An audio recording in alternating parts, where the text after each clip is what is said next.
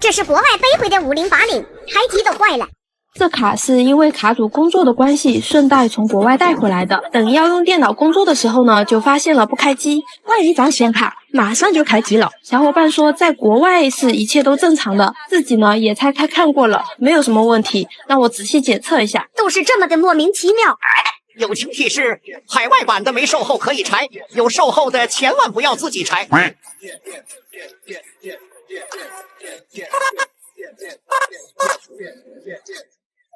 确实，板子干干净净，看着是没有任何毛病的。先测一下，先看看显卡呢有没有短路。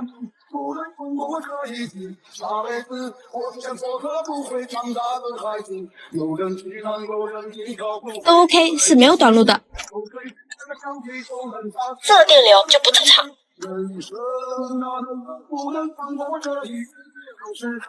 1.8的电压没有。终于是找到问题点了，就是这个五角的羽门坏了。可以看到它都已经缺角了。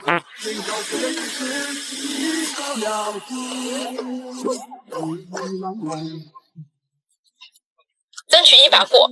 我比较担心这个问题其实是小伙伴自己拆卡给弄的，不是最开始的故障点。OK， 电压都已经有了，那就可以上机实测了。换龟子前一定要把老龟子给擦干净。激动的手有点抖。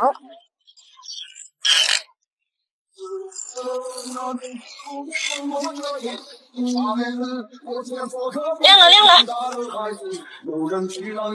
该设备运转正常 ，OK， 可以跑圈了。不